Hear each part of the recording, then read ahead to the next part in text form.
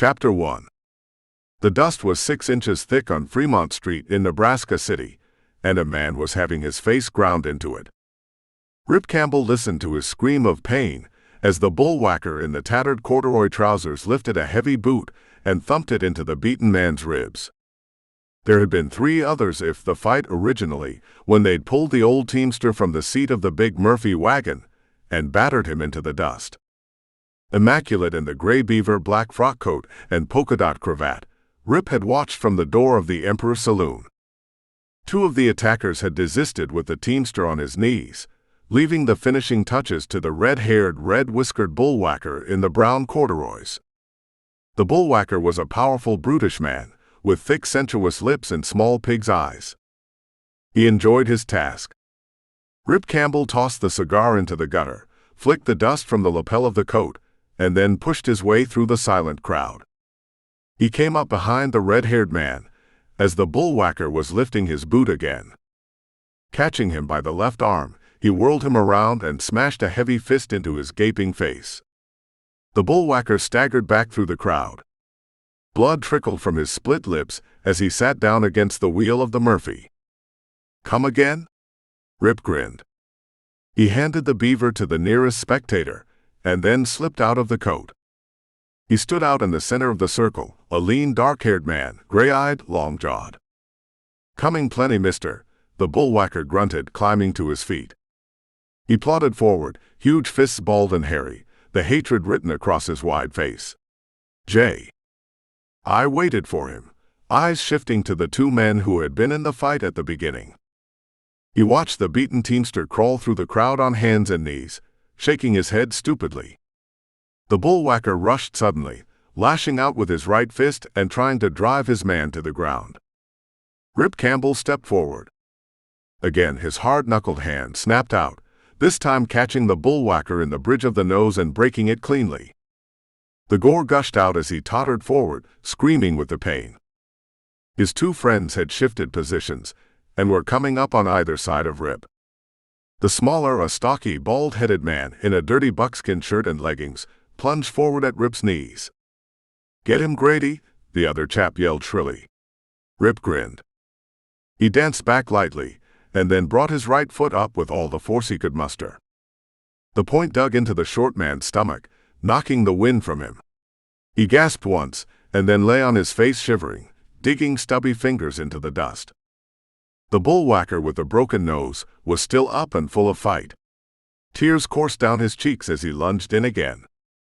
The 3rd man, a rangy chap in blue flannel shirt and flat-crowned teamster's hat, rushed in from the other side. Rip danced in between the 2 of them as the crowd yelled in appreciation.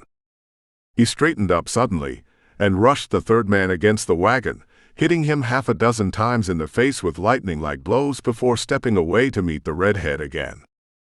The hatchet-faced man in the blue shirt sank down to the ground and came up with a length of iron chain in his hand. Rip rammed a fist into the bullwhacker's stomach, doubling him up. He kicked him in the right kneecap, knocking him to the ground and putting him out of the fight. The remaining battler stepped forward, swinging the chain around his head. Rip moved back grimly. That rusted chain slashed across his face could take away his eyesight. He tensed himself for a sudden spring in under the steel whip. It was unnecessary. A thin, light-haired man in the buckskin outfit of an Army post scout lifted a heavy .44 caliber Walker Dragoon Colt and pointed it at the other man's chest. "Drop it, friend," he said quietly. The man in the blue shirt eyed him coldly, the chain dangling in his hand. Rip Campbell saw him weigh his chances. They were about 8 feet apart, the stranger standing in the front line of the circle.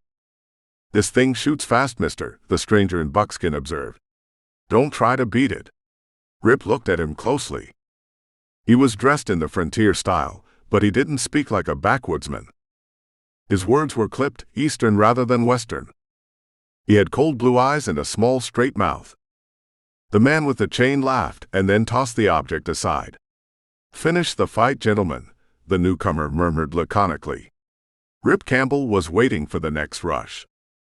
The brawlers on the frontier all fought the same way, and they were quite surprised when a man came into them with straight driving fists instead of backing away. The force of their own drive added power to Rip's punches. Slowly, he backed his man against the wagon and hit him till he dropped into the dirt. Stepping back, he looked at his bleeding knuckles. The teamster who had been beaten was back on the wagon seat, lashing at his animals with a long block snake whip. The big Murphy trundled away to the other end of town. Rip saw the word Excelsior written in 2-foot letters on the side of the dirty white canvas. He turned to the man with the gun. "You drink, mister?" he asked. "After you," the stranger said. The crowd yelled and slapped Rip's back as he retrieved his clothing and walked back toward the Emperor. "Name's Campbell," he said. "Just in from Denver. They say Nebraska City's the hottest town on earth." Coming in on the stage, he'd seen the long lines of bull outfits pulling out for the frontier posts. Acres of warehouses and stockyards had been constructed on the outskirts of the city. Wharves and levees along the Missouri were strewn with great piles of merchandise destined for the interior. The steamers carried materials from the east as far as Nebraska City. A half-dozen big freighting concerns took up the task from there on. "Call me McGraw," the man in buckskin stated. "Sam McGraw." He didn't say any more, and Rip didn't ask. "You took over some o' Maze's boys," a big man at Rip's left observed. "He won't be liking it, mister." He walked along beside Rip. Rip smiled. "Since when," he asked, "does a big man like Maze send 3 of his teamsters out to work on a small outfit like Excelsior?" "There's a lot o' things Maze will do," he was told, "since old John Evans grabbed that juicy government contract away from him." Rip looked at Sam McGraw. He'd heard of the big firm of Maze, Darcy and Simmons, freighters. It was a $500,000 concern, the largest in the Nebraska Territory. They were reputed to have over 1,000 teamsters scattered over the network, 20,000 oxen and mules, enormous wagon yards full of the best Murphys, and the latest Studebaker wagons from the South Bend, Indiana, manufacturers. "I just got in," Rip murmured. "You know anything about this, McGraw?" The man in buckskin rubbed his aquiline nose. He spoke precisely as if giving a report. "John Evans, of the old Excelsior Freighting Company, got the United States government contract to furnish supplies to the new Fort Taylor, situated in the Sioux Reservation." Rip nodded. He'd heard of the post recently set up along the Red Wing River. "Maze wanted that contract," McGraw finished. "There's been a lot of rough play in town, and half of the Excelsior teamsters have quit their jobs." "Like today?" Rip asked grimly. 3 against 1. "Sometimes," McGraw murmured, "it's worse. There's been a fire in the Excelsior yards. The last 2 bull outfits sent out by Evans have failed to reach Fort Taylor." The big raw-boned man at Rip's left added, "There ain't a man in Nebraska City will handle one o' Evans's trains. Maze sent the word out." "Afraid?" Rip grinned coldly. Ned McCord, Excelsior's last wagon master, had both arms broken. They found him in an alley the other end of town. Tom Malloy, the man at Rip's left, chuckled, was scalped by the Sioux 3 days before they reached Fort Taylor. Rip Campbell finished his drink and set the glass down on the bar. "Where is the Excelsior office, gentlemen?" he asked calmly. He felt McGraw's blue eyes on him. "Head of Fremont Street," the big man told him. "Opposite Leroy's Saloon." "I'll walk along," McGraw volunteered. The two turned down the street, crossed the road, skipping between 2 enormous Murphys rumbling toward the yards of Maze, Darcy and Simmons, and stopped outside the door of the Excelsior Freight Company. It was a long shed-like building of unpainted wood, 1 story high and with a false front. A runway to the left led into the wagon yard. Rip saw the rows of enormous Murphy wagons, and a half-dozen of the Aspen models. There was little activity in the yards. A few men sauntered around or sat in the shade of the blacksmith shop. A fat roly-poly man in a tattered red flannel shirt pounded half-heartedly at a tire rim. He looked at them and grinned. "You taking this job?" McGraw asked softly. "If they need a wagon master," Rip said, "and I qualify, I'll take it." McGraw shrugged. "I'll have a look around," he said. Rip watched him walk up the runway. He noticed for the first time the charred remains of one of the sheds in the yard. McGraw had spoken of a fire at the Excelsior yards. Again, Rip looked up at the sign. The window was open, and he heard the woman's voice from inside. It was bitter, almost taunting. "There's not a man in Nebraska City dares enter this door," she said tersely. Rip Campbell blinked in surprise. He saw her face just above him, the small tight mouth, lips slightly curled in contempt, eyes dark and bitter. "I reckon that doesn't apply to me," he grinned. "I'm from Denver." "Oh, that explains it." She studied him carefully as he came through the door. She was taller than he had thought, almost too tall for a woman. Her hair was as dark as her eyes. She sat behind a desk in the outer office. "Mr. Evans in?" Rip asked. "I hear he needs a wagon master." She looked at his clothes a little contemptuously. "Who do you speak for?" she sneered. Rip smiled. "Tell your boss Mr. Campbell is asking for the job," he said. He watched her walk into the other room. She nodded to him as she came out. John Evans stood in the doorway, a short white-haired man leaning on a cane for support. There was a half-smile on his smooth-shaven face and a twinkle in the blue eyes. "Mr. Campbell?" he asked. Rip nodded. "You need a wagon master," he said quietly. "I'd like the job." He noted the lines of worry in the short man's face. The head of the Excelsior Freighting Company pursed his lips and looked at the girl. "My daughter Peggy," he introduced her. Rip bowed from the waist. "Come inside," John Evans told him. "Had any experience?" "I handled the wagons for the Colorado River Freighting Company," Rip explained. 4 years of it." "What brings you to Nebraska City?" Evans asked. "Colorado folded up," Rip stated. "The mines petered out." Evans drummed on the desk with his fingers. "Undoubtedly," he smiled coldly. "You've heard of the trouble we are having getting the merchandise through?" Rip nodded. "I've seen a little of it," he said grimly. "One of your teamsters was pulled from his wagon this afternoon." Evans's eyes turned a shade lighter. "I've lost half of my help," he admitted. "They've been threatened and abused. Many of them have been bought out." "May's behind it?" Rip asked. The old man shrugged. "May's wanted that contract to begin with, and he's still aiming to get it." He paused. "We've lost the last 2 loads going through to Fort Taylor. If we lose the next one, the contract will be canceled. I've already received word from Colonel Bradley in command." "When is the next outfit going through?" Rip asked. "We're loading at the piers now," Evans explained. "It'll be ready to roll in 3 days. 30 wagons, 150 ton of foodstuffs." "What happened to the last 2 trains?" Rip asked. "One got as far as Elbow Creek," Evans snapped bitterly. "The oxen stampeded. It took me a month to get the wagons back to Nebraska City. Half the teamsters deserted. The Sioux get the second." Rip murmured. John Evans looked at him strangely. "So I've been told," he said.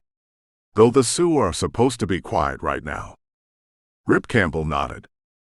Time and again the old ruse had been worked, white men parading as Indians, and having the Indians blamed for the catastrophe.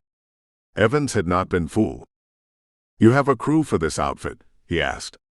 "There are about 50 of the older men left with me," John Evans told him. "They'll stick till Excelsior goes under." He laughed a little grimly. "If we lose this Fort Taylor contract, I'm through. May's already offered to buy me out, at about 1/3 the value of the company." He watched Rip's face thoughtfully. "You still willing to run the train?" he asked. "I'd like to meet the men," Rip said. "We'll roll whenever you give the word." Evans held out his hand. "Good luck," he said simply. "You know what to expect." Out in the yard they saw a group of men squatting in a half-circle over by the blacksmith shop. "You can go back," Rip said softly. "We'll get acquainted." John Evans called out, "Boys, meet the new wagon master." Rip lit a cigar and then strolled forward. The Teamsters remained seated on the ground. They were a mixed lot, mostly Missourians, with a sprinkling of Frenchmen, a few others, and a giant black man. Some of them held dirty playing cards in their hands, while the others watched the game. Evans stood by the door as Rip walked toward his men. None of them got up. He felt their eyes going over his clothing, the new beaver he'd purchased before leaving Denver, the trim black frock coat, and shining new boots. "Well, boys," said Rip easily, "let's get down to work." One of the men grinned, revealing a row of pearly teeth. A French Canuck in a tattered white coat laughed in a high-pitched voice. The fat man who had been laboring with the tire rim looked up. Rivulets of sweat dripped down his face to the ground. "One of you boys help the gentleman with the wheel," Rip smiled. "The others can start greasing axles." "We ain't using them wagons, boss," the big giant grinned. "The wagons are all down at the pier." Rip nodded. He was standing just above a big Missourian with tousled blonde hair and hard, sneering blue eyes. "We'd like to keep the other wagons in condition," the new wagon master explained. "We may be using them shortly." He turned his head to look at John Evans. The girl was leaning out the window, watching from the building. "Everybody up," Rip said softly. The Missourian looked him over from head to foot and then deliberately spat on the new boot. One of the men went into hysterical guffaws, tightened his teeth on the cigar. Carefully, Rip placed the beaver on a peg in the nearby wall. Then, bending down suddenly, he grasped the Missourian by the lapels of his coat and yanked him to his feet. His right fist shot up, catching the man full on the jaw and knocking him against the wall. He heard John Evans yell, and then he leaped through the circle of men, knocking cards and money aside. The Missourian was trying to straighten himself out when Rip knocked him back against the wall again, hitting straight out with his fists. He struck a half-dozen times before the big Teamster slumped to the ground, face cut and bleeding. It was all over in a matter of seconds, and the cigar was still set between the new wagon master's teeth. The French Canuck was scrambling to his feet, his block snake whip in his hand, when Rip let go with his right foot.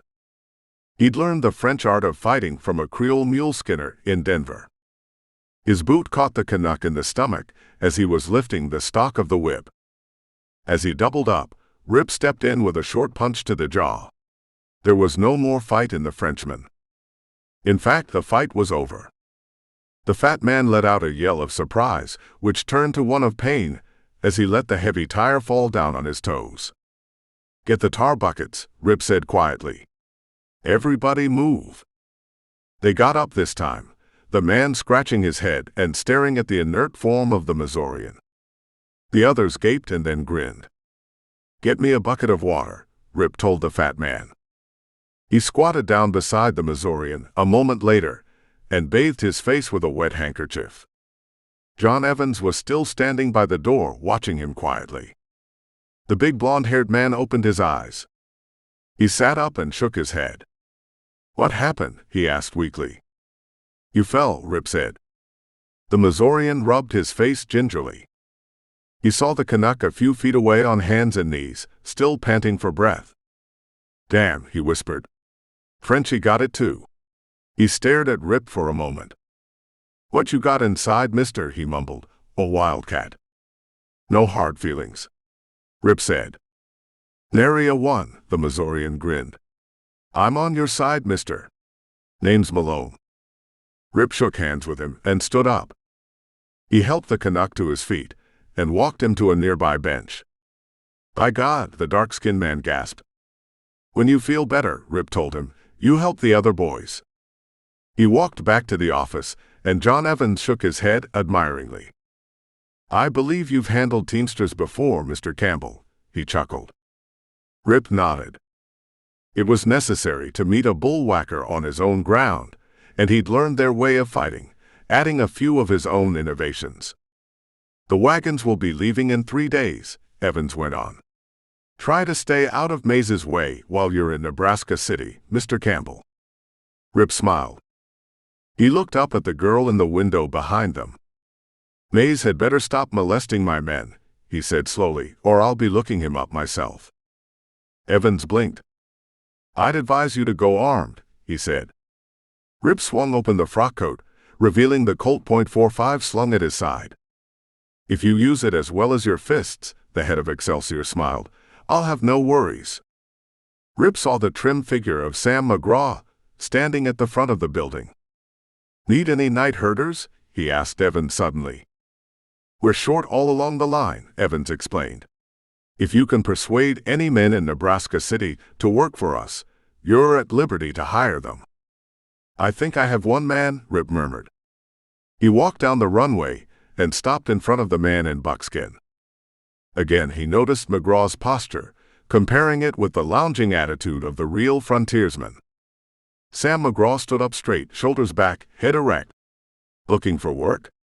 Rip asked. McGraw shrugged. "With Excelsior?" he asked. "I need a night herder," Rip told him. "We're rolling in 3 days to Fort Taylor. Want to come?" "Why not?" McGraw said promptly. "Mays won't like it." Rip grinned. The grin broadened when he saw the answering smile on McGraw's lean face. McGraw was like himself. Both men relished bucking a big man like Mays. "I'll take my chances, mister," McGraw stated quietly. Chapter 2. They walked down to the wharf to watch the steamers unloading. 24 Excelsior wagons were lined up at one of the piers as husky roustabouts lifted boxes and heavy kegs into the Murphys. Further along the water's edge, they spotted a line of Mays's big Studebaker vehicles, husky Texas steers clanking the chains. "He's a big man in this town," McGraw observed. "Started from scratch with 2 wagons and pulled himself up to the top." "What about Darcy and Simmons?" "They supply the cash for Mays," McGraw told him. "Blackjack is the kingpin. He makes the wheels go round." "Blackjack Mays," Rip murmured. "Let him alone," McGraw said, "and he'll buy out or force out every small operator like Evans and control the biggest freighting company in the States." "He won't buy out Evans," Rip said. He thought of the girl, the curl of her lips when he came in. She expected him to cringe when Jack Mays cracked the whip, crawl away as the others had. John Evans was rolling freight wagons in this section when Mays was in short pants, McGraw pointed out. "He'll stick if he can." "He'll be broke," Rip said, "if he loses this Fort Taylor contract. He can burn his wagons for firewood." Back in town, they had to pass the Emperor Saloon to get to the hotel at which Rip was staying. There was a crowd in front of the saloon. Rip could see the red hair of the big bullwhacker he'd licked earlier in the afternoon. A powerful dark-haired man in flat-crowned black sombrero stood in the center of the crowd. Rip saw only his shoulders and the back of his neck. "Mays," McGraw said. "His boys probably have been complaining." Rip unbuttoned his coat and walked forward slowly. "It might pay," he murmured, "to have a little chat with Mr. Mays." He went on, McGraw following. They gave him room when he was recognized. Mays turned around, revealing a bony, heavy-jawed face and piercing black eyes. His mouth was straight and large, the chin dimpled down the middle. The red-headed bullwhacker started to roar when he saw Rip. His nose was patched up, and there were half a dozen small cuts on his face. Blackjack Mays stared at the man before him with interest. "Mr. Mays?" Rip asked easily. He could read the ruthlessness in the big man's cold black eyes. Mays was the kind of man who had to have his own way or die. "You the gentleman whipped Flanagan?" Mays asked. Rip caught the hint of humor in his tones. The crowd gathered around closer. Sam McGraw pushed up at Rip's side, his right hand on the butt of the Walker Colt. "In the future," Rip told him, "I take it as a personal affront when a Mays teamster touches an Excelsior driver." Flanagan was working over one of Evans's men. Jack Mays shoved powerful hands inside his coat pockets. He rocked on the balls of his feet. "You're taking quite a deep interest in Excelsior," the big man murmured. "A stranger in Nebraska City would play a much smarter game by keeping his nose out of affairs which do not concern him." "I'm the new wagon master at Excelsior," Rip Campbell grinned. "Any man who touches an Excelsior driver will get a dose of the same thing Flanagan got." He smiled, but there was no humor in his eyes. "No man in the world," Mays stated, "could do to me what you did to Flanagan." "We'll let it go at that," Rip said. "This much I know. If any man interferes with Evans's next bull outfit, I'm going after him with guns and not fists." He pushed past Blackjack Mays and walked toward the hotel. Sam McGraw caught up with him halfway down the block. "Don't look behind," he whispered. "Grady's following you. I'll cut off and pick him up at the next corner." Rip nodded grimly. It was problematical whether Mays had sent the bald-headed man, or whether Grady was acting on his own interests. Rip had knocked him down in the fight with the bullwhacker. "He's armed," McGraw went on. "Keep your gun handy." The man in buckskin turned down the next alley. Rip, watching him, saw the man sprint around the next corner. In a minute, he'd be coming up on Grady from behind. Crossing the road, Rip glanced back out of the corner of his eye. He caught a glimpse of a man about 30 yards behind him. Another man in a blue flannel shirt was just catching up with his pursuer. The new Excelsior wagon master reached inside his coat, lifted the Colt halfway from the holster, and spun the cylinder once. He had to face two guns now. A half block from the hotel, Rip stopped suddenly and started to walk toward the two men. He read the surprise in their faces as they waited for him. The bald-headed Grady stepped out into the gutter, and the man in the blue flannel shirt hugged the wall. At the same instant, Rip saw Sam McGraw turn around the corner and come up behind the two Mays men. "You boys looking for me?" Rip asked softly. His coat was swung open and the gun cleared. Grady's small yellow eyes shifted to the other man on the walk. One of them was sure to get him if they both started firing at once. Rip waited for them to make the play. He saw Grady settling himself in the dust of the road. Sam McGraw called out, "Grady." The bald-headed man spun around. McGraw was not more than 15 yards behind him, standing feet apart on the planked sidewalk, a small grin on his face. Grady read the pattern and then dug for his gun. At the same time, the man in the blue shirt dropped his right hand. Rip Campbell leapt to the side. He heard Grady's gun and then McGraw's, but he kept his eyes on the man by the wall. The Mays teamster was lifting his weapon from the holster when Rip's gun barked. The bullet caromed off the brick wall behind the lank man. Rip dropped to the street.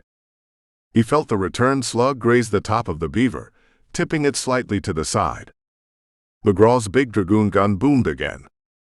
The man in the blue shirt threw another hasty shot which went wide of the mark. Rip leveled on him quietly and squeezed the trigger. The bullet knocked his man back against the wall. He tried to straighten up and shoot again. Rip Campbell held his third shot as he watched the dying man trying to raise his gun for the last time. The effort was useless. With a heavy gasping sound, the man in the blue shirt slid down to the walk. His head hung on one side. "That's all," Sam McGraw called from the corner. Rip saw Grady lying on his face in the dirt. His six-shooter had fallen from his hand and was lying inches away from his outstretched fingers. There was a red streak across McGraw's cheek where the bald-headed man's bullet had touched him. The crowd from up the street surged down toward them as the firing ceased. Rip Campbell watched Blackjack Mays striding along the walk, coat swinging open. "I'll take anybody else who opens up," McGraw called to Rip. The wagon master nodded. This was the showdown, and Mays was playing his hand. A short, stout man suddenly popped out of the big Missouri saloon and grasped Mays's arm. Rip saw him remonstrate with the head of the freighting outfit. "That's Darcy," McGraw whispered. "He doesn't want Mays to risk a bullet in the head." Jack Mays tried to break away and continue down the street, but Darcy clung to him. A man in calfskin vest rounded the corner and bore down at them. He wore a star on his left side. "Sheriff Wade," McGraw said. "Fight's over." They saw Mays and Darcy go back into the saloon. Wade looked at the two bodies and shook his head. "Mays's boys," he murmured. "You hombres better clear out." "They opened up on us," Rip told him quietly. "We're leaving when we're ready, Sheriff." "Your funeral," Wade grunted. Rip stopped in the next morning at the office of Excelsior. Peggy greeted him with a nod. "I heard about the fight," she said slowly. "Please be careful, Mr. Campbell. Because this load must go through." Rip grinned. "Nothing else." "That's enough," the girl murmured, but he saw her face redden slightly. "Incidentally," she went on, "you're taking a passenger through to Fort Taylor." "Who?" Rip asked. "Me," she told him. Rip laughed. "Not this load," he stated flatly. "It'll be no place for a woman." "I've gone with bull outfits before," Peggy Evans said stiffly. "Not when I was wagon master," Rip grinned. "Forget about it." He went into the office, and John Evans shook hands with him. "Your daughter wants to ride along with the train," Rip said. He heard her come in behind him and stand by the door. The head of the Excelsior Freighting Company nodded gloomily. "I don't like to do it," he muttered. Rip stared. "You mean she's to go?" he asked. "It's 800 miles to Fort Taylor, 2 months on the road." "I can't go myself," Mr. Evans told him, "and somebody has to sign papers renewing the contracts. Peggy is an official of the company." "It'll be dangerous," Rip said, "if Mays tries to stop us." "I hope I can depend upon you to bring her safely through," Evans replied.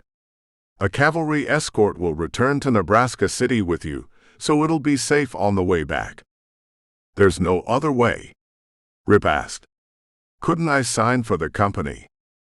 "They wouldn't accept your signature, Mr. Campbell," Evans explained. "Peggy has handled transactions before. I can depend upon her to see to the company's best interests." He smiled at his daughter as he spoke. "I promise to stay out of your way, Mr. Campbell," Peggy said acidly. "As you will," Rip told her. He went out. Sam McGraw listened to the story with interest. "If I know anything about Army procedure," the man said, "Colonel Bradley wouldn't be able to deal with anyone but an actual agent or part owner of the company. If Mr. Evans can't go, I imagine his daughter is the only one who can negotiate with the colonel." Rip Campbell laughed grimly. "If we don't get this load through," he said, "there'll be no contract to renew." They rolled out of Nebraska City the next morning at 10 o'clock. The 30 big Murphy wagons rumbled through the dust, wheels sinking deep into the road, 8 yoke of oxen to each wagon. Rip Campbell, riding a taffy-maned gelding, trotted up along the line of wagons. He'd exchanged the black frock coat for one of buckskin. A flat-crowned sombrero took the place of the beaver. The 30 Excelsior bullwhackers strode along beside their wagons, cracking the long block-snake whips. Sam McGraw had gone ahead with 6 other night herders, driving with them extra stock. The cavalcade rolled past the Emperor Saloon, and a crowd came out to watch. Rip saw Jack Mays smoking a long black cigar, hands thrust into his vest pockets. The big freighting man stared at him as he trotted past on the gelding. His black eyes flickered slightly as the lead wagon, with Peggy Evans on the seat, lumbered past. The big red-headed bullwhacker stood with him, his nose encased in bandages. Another shorter man with a thin face and long bony nose stood at Mays's left. He watched Rip steadily, as if measuring him. As the wagon master moved his horse past, Malone, the Excelsior bullwhacker, motioned to him to come closer. "The little man," Malone grunted, "is Cole Hartman. We run across him out on the trail 2 days afore Tom Malloy got it." "I thought Malloy was scalped," Rip said steadily. Malone laughed bitterly. "They wasn't Indians," he snapped. "One of them had a mustache. They run off our stock, and when Tom went after them, he got into a ambush. He had 10 bullets in him, and his top was gone." "They get the wagons too?" Rip asked. Malone nodded. "When we was chasing the stock, another party of them came in behind and burned to all the wagons." Rip glanced back at Cole Hartman. Undoubtedly, Mays had used Hartman the last time to break up the outfit. Hartman said something to Mays, and then the big man threw away his cigar. "He's quick with a gun too," Malone muttered. "If we meet him on the trail, Campbell, you better shoot first." "I intend to," Rip said briefly. The bullwhackers broke into the old root hog or die song as they rolled out of town. Rip listened thoughtfully. He watched the line of plodding men and oxen. Frenchy Lester, the mulatto Sam Carson, the fat man Tibbs Bragan. Malone led the singing. I'll tell you how it is when you first get on the road. You have an awkward team and a very heavy load. You have to whip and holler, but swear upon the sly. You're in for it then, boys, root hog or die. The last came with a terrific roar, Big Carson's deep bass sounding above the ethers. Rip Campbell rode on ahead to catch up with McGraw and the stock. He passed Peggy's wagon and tipped his hat politely. The girl nodded. She had her own horse tied behind the wagon, a small white-stocking black animal. Amos Gaunt, company scout and hunter, rode at the head of the train. Rip moved up beside him. Gaunt was a small figure in a bulky buffalo coat. He had drooping yellow mustaches and keen gray eyes. How far do we get tonight? Rip asked. I've never been in this country. Gaunt shrugged. We can make 15 miles, he figured, or maybe 20 depending upon the mood of these damned animals. He paused and spat into the dust of the road. That'll take us up to Arrowhead Creek. Think we'll hit any trouble with the Sioux? Rip went on. Ain't no Sioux this side of the Red Wing, Gaunt told him. They're mostly over near the mountains this time of year, cutting lodge poles. He looked at Rip steadily. It ain't the Indians I'm worrying about, he observed. It's the ones that act like them. We'll handle them, Rip said grimly. Gaunt stared straight ahead. 3 days along Arrowhead Creek and Big Paint River, we hit long grass. Long grass, Rip murmured. It burns, Gaunt said flatly. Like hell. Rip Campbell looked at his horse's ears. Thanks, Amos, he said quietly. I'll bear it in mind. I ain't aiming to fry myself, Gaunt told him. They camped that night on the other side of Arrowhead Creek, a shallow, weedy stretch of water about 30 yards across. Sam McGraw stood at the big fire before going out with the other night herders. Rip walked over to him. Amos Gaunt was drinking coffee from a big tin cup a few feet away. The company cook was making enormous quantities of beans and bacon. Looking from Gaunt to McGraw, Rip couldn't help but notice the difference. Gaunt was the typical frontiersman, slouching, slow of speech, slurring his words. McGraw, even as he ate, stood erect. He didn't gulp his food like the others.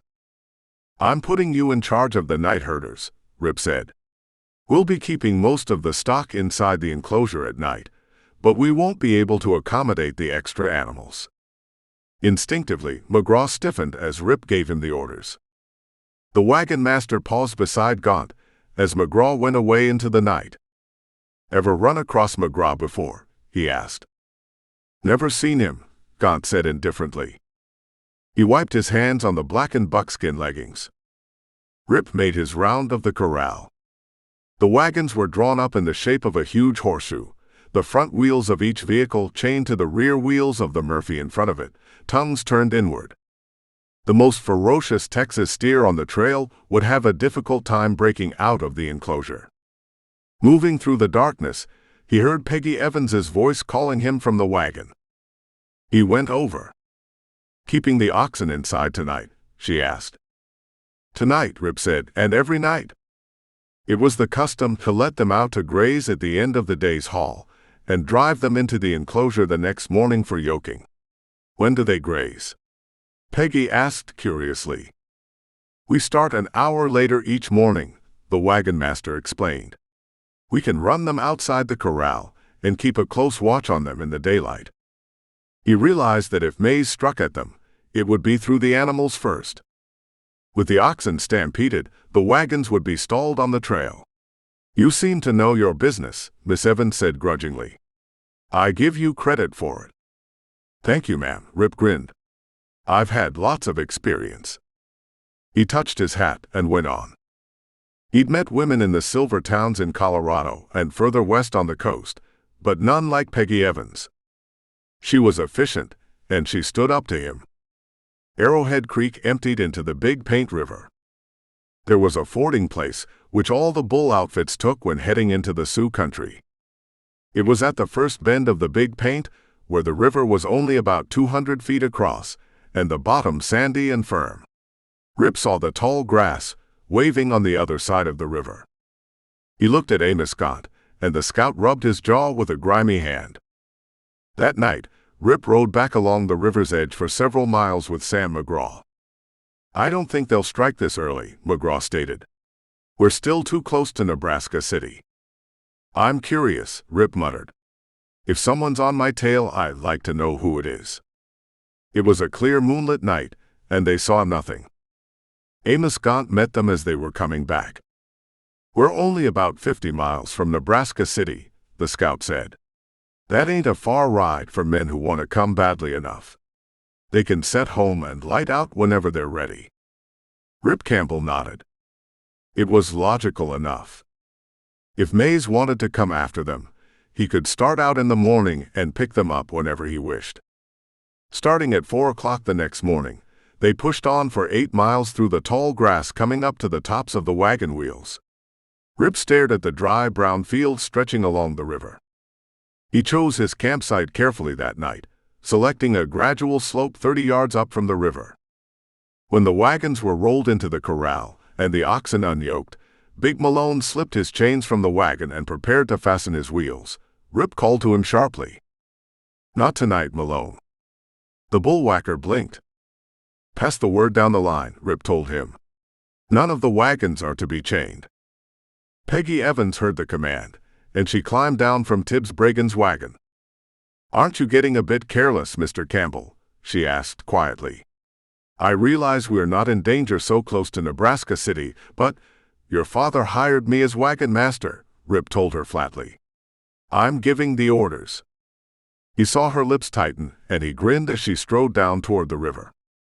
Sam McGraw, sitting astride his blue roan, watched complacently as the enclosure was made. All the wagons were rolled into the usual horseshoe, but the wheels were not chained. "Take your stock along the river's edge," Rip called to the night herder. "Keep them close to the water. You'll know what to do if anything happens." McGraw smiled. "You afraid of this grass, Campbell?" he asked. "Yes," Rip told him. "I don't like it." He set a double guard that night before turning in. Peggy Evans came up as he was eating at the big fire.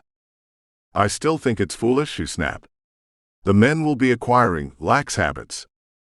Rip drank his coffee with relish. "Let me worry about their habits," he chuckled. 2 hours before dawn, one of the guards shot off his gun. Rip leaped from under the wagon. In the darkness he bumped into Amos Gaunt. "It'll be getting hot," the scout muttered, "like I thought." "The wind blowing toward us?" Rip asked grimly. Out beyond the enclosure, about 100 yards distant, he saw bright spots of moving light. Here and there new lights were springing up as if by magic, forming a giant half-circle around the wagon enclosure. Gaunt sniffed loudly and then swore under his breath. "They were waiting all night till the breeze shifted this way," he said. "That grass will go up like tinder. Get your wagons rolling, mister." Rip raced to the 2 smoldering fires in the center of the corral. Picking up huge armfuls of dried grass he'd stored there the previous night, he threw them on the fire. Immediately, the enclosure was lit up. Stumbling men rolling out from beneath the wagons blinked at the ring of fire sweeping toward them from the prairie. "Drive the stock into the river," Rip shouted. A dozen men complied with his order. From up the river, they heard a few shots and faint yells. Rip Campbell smiled. Sam McGraw was undoubtedly doing the same thing with his animals. "You'll have to get them wagons out of here," Gaunt called. Rip nodded. He saw Peggy Evans running toward him in the firelight. The remaining bullwhackers waited for the next order. "Turn your wagons around," Rip yelled. "Head them toward the river." The roaring ring of fire was now only 75 yards away. They could feel the heat. Burning embers dropped around them as they worked. A half-dozen men grasped the wheels of a wagon and turned it about so the Murphy faced the river. "Get a man on the seat," Rip shouted. "Break it as it rolls." The bullwhackers got the implication. All the Murphys were standing on a slight incline, and it required but a little push to start them rolling toward the river of their own volition. Another wagon, and then another was whirled around and sent rumbling down the grade. Rip Campbell watched the fire sweeping toward them. He caught a glimpse of riders behind the flames, but was unable to discern whether they were white men or Indians. "We better be ready for the," Gaunt called, "when this fire gets down to the water. They'll try to rush us." More than half the wagons were already rolling into the water. The others got clear when the fire was still 30 yards away. Rip raced after the last one. He saw the girl just ahead of him. She stumbled as she ran. The riders behind the fire were now shooting through the flames, and Rip heard the bullets whistle past him. Amos Gaunt stopped to return the fire, while Rip ran ahead to pick up the girl. She was gasping for breath as he lifted her from the ground and ran toward the water. All the wagons were safely in the river, with the bawling oxen scrambling around between them. Rip plunged knee-deep into the river and waded out to the nearest wagon. He set the girl down on the seat and then called to the bullwhackers. Malone was the first one to reach him. "Line the men up along the river," Rip ordered. "If they try to break through, we'll give them all they asked for." Lester's wagon went over, Malone informed him. "I reckon all the others got down in good shape." Rip nodded. He saw the Frenchman's wagon lying at the edge of the river, Lester having jumped clear when it tilted. They had saved 29 out of the 30 wagons, and it was possible the flames never would reach Lester's Murphy, as the grass was short and the earth marshy at the river's edge. "Here they come," Amos Gaunt yelled. "Give it to them, boys." The bullwhackers were stretched out along the bank, rifles ready. There were about 40 or 50 men behind the flames. Rip could see them more clearly now. They were white men. He thought he caught a glimpse of the small, wiry Cole Hartman, Maze's right-hand man, but he wasn't sure. The teamsters opened fire as the attackers came up behind the flames. Rip saw a half-dozen saddles emptied. Men screamed in the smoke and flames. The fire rolled up through the shorter grass near the water, and the smoke choked and blinded them. Coughing and gasping for breath, Rip turned his face away for a moment. 2 riders were driving through the fire when he faced around again. He shot twice at the nearer man and saw him slip from the saddle and drop, screaming into the burned embers. The second rider spurred directly at him, gun cracking. Rip felt one slug go through his shirt. He shot quickly, and the horse stumbled to its knees, shooting the rider over its head. Big Denny Malone grabbed the man as he hit the grass. Rip saw him pick up the rider and rush him into the water. He heard the man's gurgling gasp. When Malone came back, he was alone. "I reckon they're running," Amos Gaunt called. Flames were beginning to lick at Lester's wagon when Rip gave the order to save it. 3 bullwhackers tore the burning canvas from the load and beat out the flames with wet blankets. A rider hammered down along the river and came toward them. "Don't fire," he yelled. It was Sam McGraw. He grinned when he saw the wagons and the oxen out in the water. "Where are your animals?" Rip asked. "All safe," McGraw chuckled, "but a little wet." Rip waded out to the wagon in which Peggy Evans was crouching. The prairie fire was sputtering out as it reached the stretch of marsh along the river, but the acrid smoke still hung over them. The girl coughed several times before speaking. "It was very clever," she said quietly. "I want to apologize, Mr. Campbell." "No need," Rip told her. "This is my business. I'm taking these wagons through to Fort Taylor if I have to go by way of hell itself." "You think Maze was behind the raid?" Peggy asked. "We won't know till morning," Rip explained. "A number of the men were hit, and we might be able to identify some of Maze's teamsters." "Did we lose anything?" Peggy asked. "One wagon slightly scorched," Rip grinned, "and a few bullet wounds, nothing serious." "They won't stop at this," Miss Evans murmured. "Maze will strike again." "We'll be ready for him," Rip said quietly. "I'm hoping the next time he comes in person." They found 8 bodies in the morning, lying in the charred remains of the fire. Malone immediately identified two of them as Maze's bullwhackers. Others were strangers. Double yokes of oxen were hitched to the wagons, and they were drawn out on the bank of the Big Paint River. An hour after dawn, the cavalcade was rolling again. Chapter 3. 3 days later, they turned north from the Big Paint and struck out over the trackless plain. Amos Gaunt shot buffalo and kept the crew well supplied with fresh meat.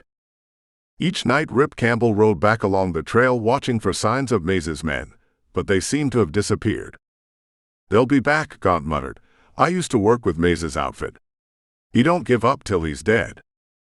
Rip Campbell stared toward the north and the west. They still had hundreds of miles of trail ahead of them, and Maze would have plenty of opportunities to strike again. Week after week they moved up the trail, fording the Elk, the Smoky and then the Sand, pushing toward the Red Wing. Time and again, the Excelsior wagons threatened to give way.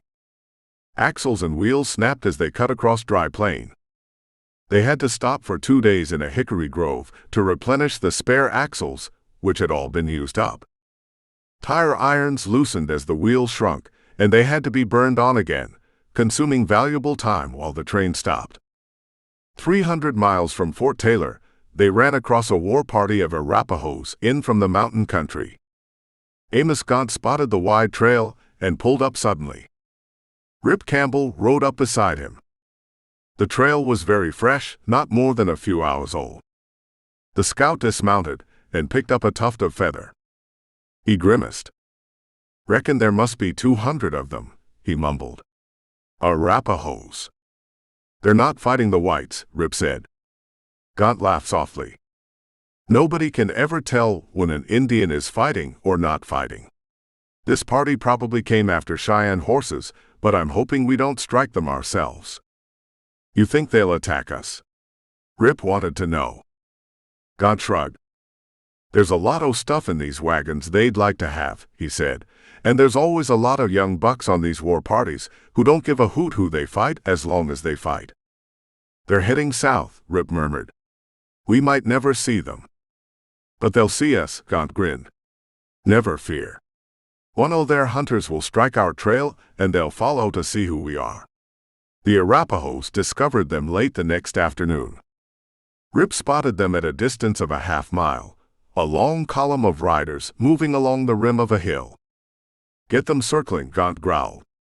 "Don't take any chances, Campbell." Rip was already giving the orders, and the train wheeled into a compact circle, wagon tongues inside. The bullwhackers were chaining the wheels when the Arapahoes tore down at them. "Don't anybody fire," Rip shouted, "till I give the word." "They ain't attacking," Gaunt muttered. "When they do, you won't see them coming." He paused. "It'll do good, though, to show them we're ready to fight. It teaches them a little respect." There were about 200 in the party, which raced down the hill, shouting shrilly and firing guns into the air. Rip saw that Peggy Evans was safe out of sight inside the wagon. He waited with Gaunt and McGraw as the war party came to a halt 100 yards away. "Reckon they want to talk," Gaunt said. "Better give them a few bags of flour, Campbell." Rip watched with interest the sinewy, hawk-eyed men from the mountain country. He'd had experiences with the shorter, ferocious Apaches to the south. The Arapahoes were different, a tall, handsome, sharp-nosed people, resplendent in gaudy war clothes, brightly painted shields and lances, spotted Indian ponies painted with the same material the men daubed on their faces.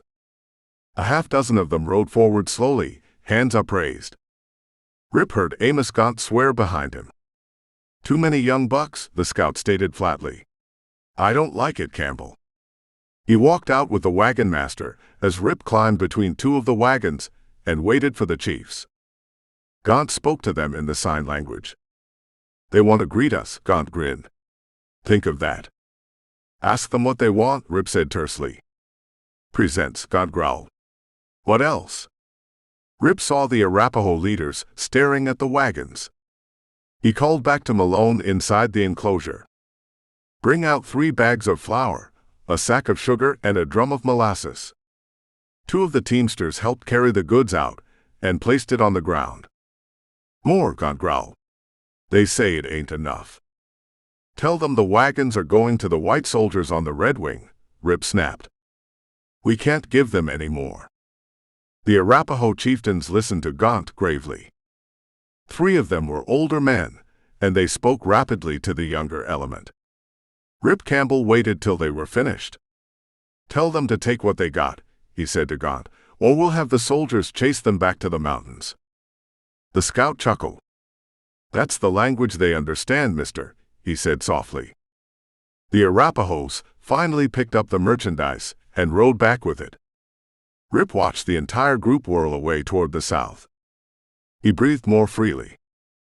"It was close enough," Gaunt said. "Them young bucks ain't satisfied, but the big chiefs told them to take what was given them." "You think they'll come back?" Rip asked. "Not unless someone brings them," Gaunt said sagely. Rip nodded in understanding. They camped that night on the spot and got away to an early start in the morning. At noon they crossed the Buffalo Creek and made 8 miles before stopping at Painted Rock. Constantly, Rip Campbell rode back during the day to watch for white or red riders. Mays should have struck a long way back, but he didn't. Day after day they waited for the attack, which never came. "Maybe," Sam McGraw advised, "he's given it up.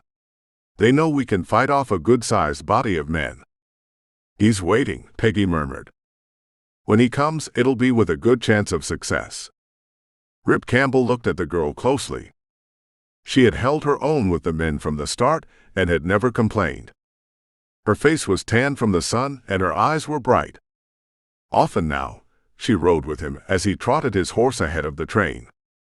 "It means a lot to you," Rip told her, "to get this outfit through." Peggy Evans laughed.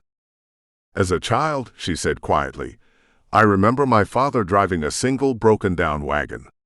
He's built up Excelsior, and I'd hate to see it go down." Rip called a halt at 3 o'clock that afternoon to give the oxen a little extra rest. The animals were losing weight, and they were still several days out of Fort Taylor. As the 30 Murphys started to circle, Amos Gaunt rode up to the wagon master and tapped him on the shoulder. "I reckon we ought to take a little ride, Campbell," the scout said softly.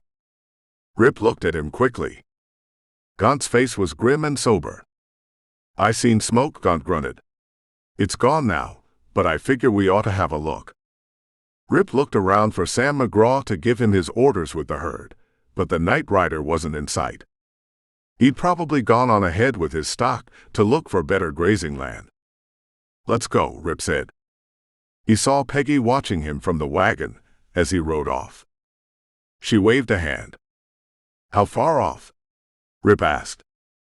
"Maybe 5 miles," Gaunt replied. "It could be a hunting party of Arapahoes, or it could be somebody else." They were riding toward the south and the west, the direction the Arapahoes had taken when they left.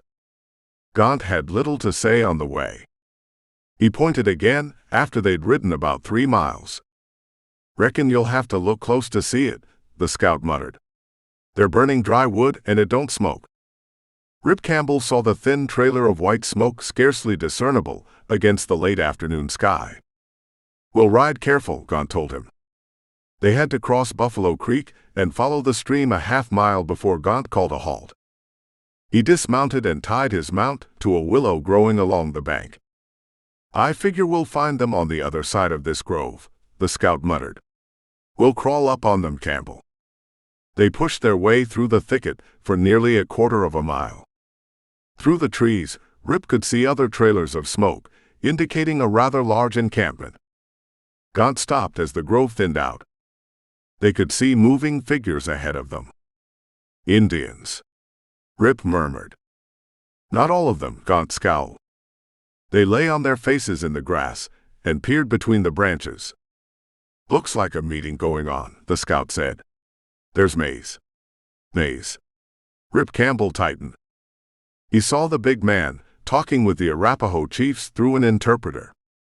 The red-headed Flanagan was with him on one side, and the small Cole Hartman on the other. There were about 50 white men in a group, watching furtively. "It's the same war party we run across," Gaunt whispered. "What's Mays saying?" Rip asked tightly. They were using the sign language, and even at the distance Gaunt could make out most of the talk. He's asking the Arapahoes to join him in an attack on the train, Gaunt mumbled. When a man goes that far, Rip Campbell laughed coldly. Mays won't stop at anything, he said. He's probably been following us all along, waiting for a break like this. He was afraid to attack with only 50 men. If he gets the Arapahoes to work with him, they'll outnumber us 4 or 5 to 1. Gaunt laughed suddenly. Some of them chiefs ain't falling for his stuff, he said. They don't want the white soldiers after them. Another man, who had been standing on the side, suddenly joined in the conversation. He was holding a horse by the bridle, a blue roan. Rip Campbell stiffened. Damn, Amos, Gaunt whispered. The scout's mouth opened in surprise. He half lifted himself from the ground, and Rip had to pull him down. A party of young bucks pushed a group of ponies down toward the water. They were coming perilously close. We better get, Gaunt muttered. Rip Campbell took another close look at the man with the blue roan horse. He was wearing buckskins. Then they crawled back through the grove. Neither man spoke till they were up on their feet and trotting toward the place where they'd left the horses. You recognize him too? Rip asked quietly. I wasn't seeing things? It was McGraw, the scout snarled. I'd know him. He was no more a scout than I'm a senator. He climbed on his horse slowly. I don't understand it, he said. McGraw saved my life in Nebraska City. He was working with me against Mays. Now he's on Mays's side. He's a weird one, Gaunt told him. He never had much to say. Maybe Lamont had him on the payroll all along, and he was spying on us. The scout paused. He might have got Mays and the Arapahoes together. If they come, Rip said flatly, they'll be coming tonight or in the morning. We'll have to give them a nice welcome, Amos. Gaunt grinned. Rip rode along in silence. It was a little difficult trying to reconcile Sam McGraw's conduct. He'd looked upon McGraw as his friend, a man who had stood with him in a gunfight in the streets of Nebraska City. The McGraw who was leading a band of Indians against white men was a different character. If he comes in tonight, Gaunt said, you'd better put him in irons, Campbell. I don't think he'll be in, Rip told him. Back at the corral, he summoned Malone and the other teamsters and told them the news. We can expect an Indian attack any time, Rip finished, from now till morning. He paused. Blackjack Mays will probably be leading it. Peggy Evans heard the last part of it, and Rip saw her mouth tighten. So he's using Indians? She asked when the bullwhackers had dispersed. The Arapahoes, Rip said. Gaunt thinks he'll be able to swing over a lot of the young bucks from the war party. They want a fight. Can we get a man through to the fort for aid? The girl asked. Rip nodded. I'm sending Gaunt out tonight. He's picking out a fast animal now. An hour later, he shook hands with the scout and watched him ride out into the twilight. He called Malone and Frenchy Lester. How many barrels of oil have we in the cargo? He asked. Malone scratched his mop of hair. Maybe 5, he said. Unload it, Rip told him. Quick. Oil, Lester muttered. Why, monsieur? Get it out, Rip snapped. No man slept that night when the fires went out. Even Peggy Evans sat on the wagon seat with Rip Campbell listening for the slightest sound. I thought Indians didn't attack at night, she said once. Mays is leading this attack, Rip said. He's no respecter of time. It was after midnight that one of the guards came in with the news that a party on horseback was approaching. Everything set? Rip asked. We're ready, the bullwhacker whispered. Get inside the wagon, Rip told the girl. Shoot at the first face you see coming in. Peggy Evans smiled in the darkness. I've used a gun before, she said quietly. Rip climbed down and made a quick round of the corral. Every man was in his place, a number of them lying on top of the wagon loads, ready to fire at the first charge. Malone popped out of the darkness. They're coming, he said hoarsely. I saw them dismount in the valley on the other side of the ridge. They're coming on foot. Tell the men to start the fires when I shoot, Rip ordered. Malone raced away again. The wagon master waited a few minutes, and then lifted his gun and squeezed the trigger. The report echoed through the night. Immediately, a half-dozen small fires sprang up about 30 yards distant from the wagon corral. With incredible speed, the fires leapt along the ground like great snakes. In a moment, the different fires had joined, forming a giant ring around the enclosure. Rip Campbell smiled coldly. Just behind the fire, he could see the figures of advancing men. "Start firing," he called sharply. Rifles opened up on either side of him. He heard the screams and the high-pitched Arapaho yell. Malone trotted up breathlessly. "That oil did it, Campbell," he called gleefully. "There ain't nobody coming through there." Rip crouched down behind the barricade of boxes they'd erected underneath each wagon. He fired at the flitting figures beyond the wall of flame. Fortunately, they had corralled the wagons on an open plain with patches of short buffalo grass here and there. He'd had the men pour the oil on the bare ground so the fire wouldn't spread back to the wagons. It was working out to perfection. "If we can hold them off till morning," the wagon master said grimly, "we'll be all right. Gaunt will be on his way back with a troop from the fort." Maze's crew and the Arapahoes were creeping up close behind the flames and firing through into the enclosure. 2 of the Excelsior teamsters were hit, but not badly. Rip had them carried into one of the wagons. Through a section where the fire was low, a half-dozen white men suddenly appeared, driving toward the wagons. Malone and the fat man, Bragan, crouched on the ground and opened fire on them. 3 went down. Another stumbled forward on hands and knees, while the remaining 2 broke and fled back through the fire. "That'll hold them," Malone roared. "Come again, you damned renegades." Another man suddenly leapt through the flames. He was dressed in buckskin. Holding up his hands, he raced forward, yelling at the top of his voice. Rip Campbell stared at him. "Fire!" he cried. A half-dozen shots from the other side of the fire followed the running man. He dove over the barricade and sprawled on the ground inside the corral. It was Amos Gaunt. Rip Campbell helped the man to his feet. Gaunt had a bullet wound in the right arm, and the blood was dripping from his fingers. He stared at the wagon master ruefully and then shook his head. "What happened?" Rip asked. "Party of Arapahoes chased me," Gaunt explained. "My horse stepped in a gopher hole and went down with a broken leg. I crawled through the grass and got away." He stared at the ground. "Was no use trying to get to Fort Taylor on foot," he finished. "I thought I'd come back and try it again." Rip shook his head. "You couldn't get through now," he said quietly. "They're all around us." "I can make a try," the scout told him stubbornly. "Damn those gophers." "We'll need every man who can shoot a gun," Rip Campbell said. "You'd better stay." "Don't stay, Gaunt." He paused. "See anything of McGraw out there?" he asked suddenly. Gaunt laughed coldly. "I reckon he'll keep himself well hidden," the scout snapped. "But he might try to sneak in here and try some more of his tricks." Rip saw to Gaunt's wound. There was a lull in the firing, and Rip crawled behind the barricade toward Malone. He heard Peggy Evans's voice at his elbow. "You should stay in the wagon," he told her sternly. "I thought I might like to get a few shots at them," she murmured. "Do you mind?" "No," Rip grinned. "Good hunting." He was about to pass on when she said, "Was it Gaunt who came back?"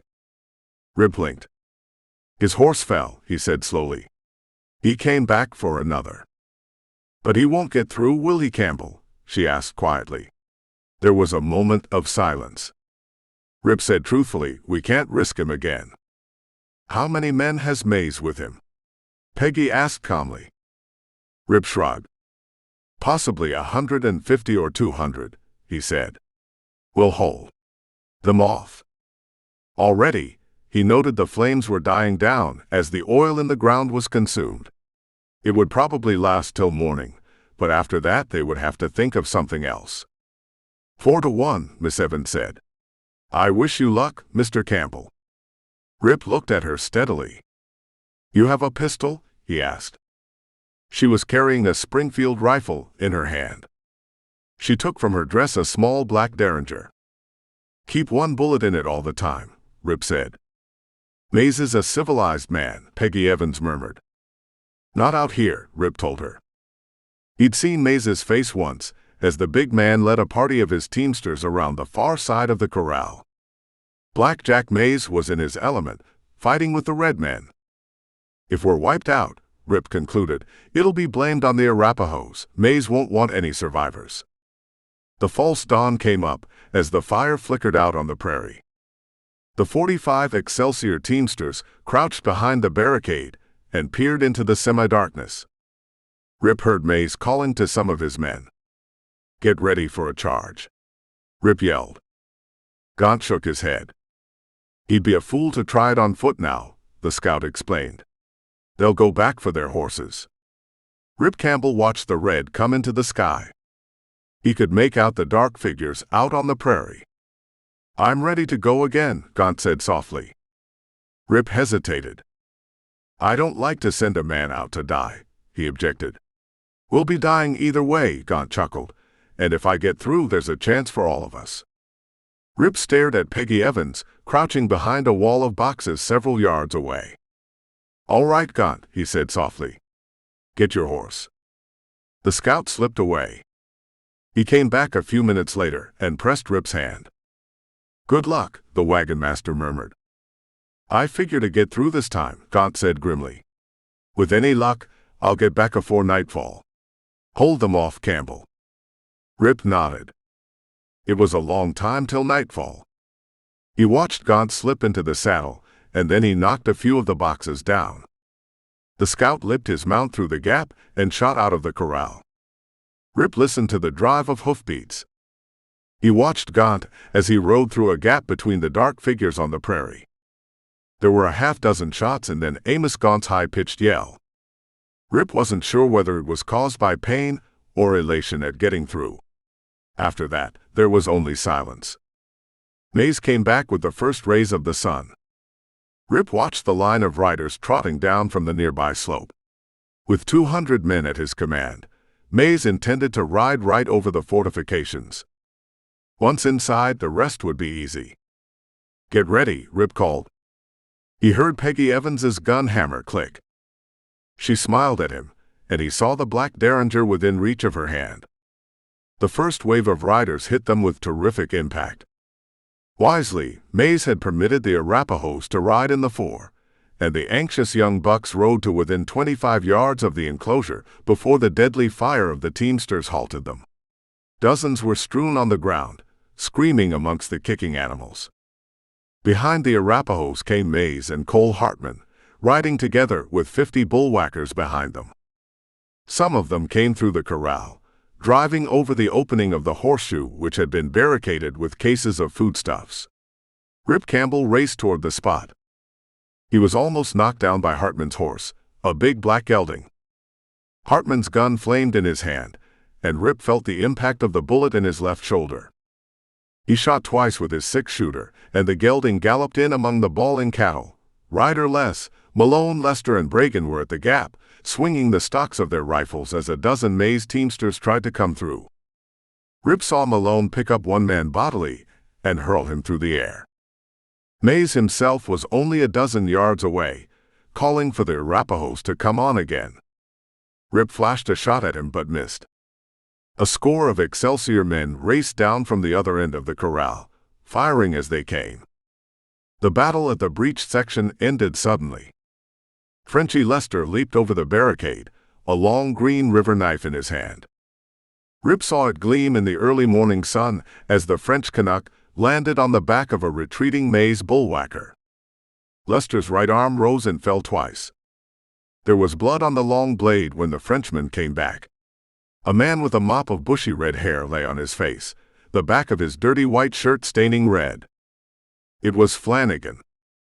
Hold your fire, Rip called. Mays and his men were retreating rapidly. They pulled up out of rifle range. Malone sat down on the ground and wiped the sweat from his face. He looked at Rip Campbell and grinned. Lester calmly wiped his knife on the leg of his pants. "I reckon that'll hold them for a spell," Malone chuckled. "They'll be back," Rip murmured. He sat down beside Peggy Evans. The girl's face was stained with gunpowder. "It was pretty close, Rip," she said. The wagon master nodded. 3 of his teamsters were dead and another 8 wounded. They wouldn't be as safe for the next charge. Out on the plain, Mays was having a conference with the Arapaho chiefs. "Them savages like to talk," Malone grinned. "I hope they talk all morning." It was another hour and a half before Mays could get his men lined up for another drive. Rip Campbell glanced up at the sun. It was still 2 hours before noon, and Amos Gaunt wouldn't be able to get back before nightfall if he got back at all. "Whatever happens after this charge," Peggy Evans broke in on his thoughts, "I'll know one thing, Rip." "What's that?" Campbell asked curiously. He felt the blood sliding down his arm. "You're a man," she said softly. Rip grinned. "And you're a woman," he said. "A woman I'd like to see more of if we ever get out of here." "If that were the only reason," Miss Evans told him calmly. "I hope we make it." Then Mays was coming again, the Arapahoes on the left and the white teamsters on the right, a long line of them, spreading out thinly as they kicked their mounts into a fast gallop. In another moment they were moving at top speed, aiming again for the open end of the horseshoe. Rip Campbell crouched behind the barricade and fired steadily. He watched Mays fired and missed again. Directly behind the big man's shoulder, he thought he saw a movement up on the ridge. Then the Arapahoes were down on them, screaming shrilly, driving their painted ponies straight for the gap. Rip emptied his 6-shooter into a mob of them, knocking down 4. He whipped another gun from his belt, and then sprang over the where Peggy Evans was standing. They were coming through now, kicking over the boxes and cases. The remaining Excelsior teamsters were all down at the breach, firing at the Arapahoes, dragging them from the saddles. Mays himself hurdled the wall, charging his big chestnut animal straight at Rip Campbell. The Excelsior wagon master waited for him. He fired one shot at an Arapaho with a lance, running for him. The Indian went down. Mays had his gun out, his face was twisted, more devilish than that of the Indians. Tibbs Bragan leaped for the big man's bridle and tried to stop the horse. I shot a bullet into the animal's chest, and the chestnut stumbled forward a few yards from him. Mays leapt clear of the saddle, landing like a cat on his feet. His gun was directed at the Excelsior wagon master when Rip squeezed the trigger. The slug knocked Mays's gun arm down, the Colt falling to the ground. The big man scooped it up with his left hand and came in again on the run. The Colt barked, and Rip felt the bullet slam into the wagon behind him. He shot, aiming for Mays's wide waist. The bullet stopped Mays for a moment, but he came on again like a great grizzly bear, reaching forward to hug his man. Rip squeezed the trigger, and the hammer fell on an empty cylinder. Mays piled on top of him, driving him to the ground. Then quite suddenly the big man grew limp. Rip rolled him off. He saw death staring out of Mays's eyes. The hilt of a knife protruded from the big man's back as he lay on his face. Peggy Evans stood a few feet away, face white and terror-stricken. Rip leaped forward and wrenched the Colt from Mays's fingers. He turned it on the men still coming through the gap. Directly behind them, he saw a line of blue-coated riders. He heard Malone yelling insanely. "Troopers!" The bullwhacker was roaring. Amos Gaunt rode at the head of the column of blue-clad men. Another man rode with him. Rip Campbell stared. It was Sam McGraw. The Arapahoes heard the shots behind them and continued riding toward the far end of the corral. They broke through between 2 of the wagons and fled across the plains. Amos Gaunt threw himself from his horse and raced toward Rip Campbell. Mays's teamsters were trying to get away, but the troopers rounded them up quickly. Rip sat down on a box, Mays's gun still in his hand. The fight was over. "You all right, Campbell?" Gaunt yelled. Rip grinned. He saw Peggy Evans still staring at the body of Blackjack Mays. You got back quick, he said to the scout. Met McGraw coming up with the cavalry, Gaunt explained. He rode all night to get to the fort. Sam McGraw dismounted and strode toward him. Permit me to explain a few things, Rip, he said quietly. Gaunt says you were a little disappointed. He ain't no renegade, Gaunt chuckled. Tell him, McGraw.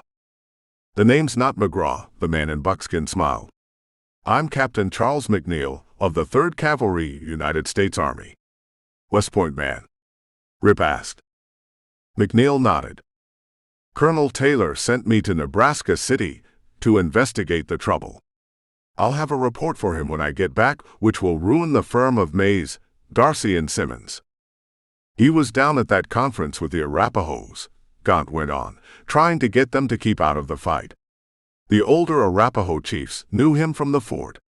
That's why they stayed out of the fight. The young bucks weren't so smart. Mays tried to detain me, Captain McNeil smiled, but I had a fast horse and I broke away from them. I'm glad you held them off as long as you did, Campbell. Rip Campbell looked at Peggy Evans. I'm kind of glad myself, he murmured. He walked over to the girl and then took her up toward the other end of the corral. It won't do any good looking at him, he said quietly. Mays deserved it. I killed him, Peggy Evans whispered. He was dying, Rip told her, with a bullet through his stomach. Your knife helped him out of his misery. Think of it that way. It helps, the girl admitted. They walked on in silence. 3 men came toward them, one was limping. We can start rolling, Malone said, in about 3 hours, Rip. Rip Campbell nodded. Tibbs Bragan and Frenchy Lester stared at the two as they walked past. I figure, Bragan wheezed, that there'll be another partner in the firm of Excelsior before long. Lester bobbed his head emphatically, his white teeth glistening. Ah oui, the Frenchman chuckled. Rip Campbell looked down at the girl. I'm not asking to be your father's partner, he said slowly, but I would like to be yours.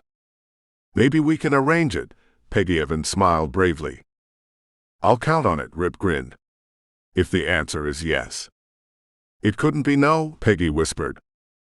Rip Campbell called after Malone. We start in 2 hours, he shouted. Malone scratched his head. What's the rush, boss? He asked. I'm hoping there's a chaplain at the fort. Rip Campbell told him. Oh, Malone nodded.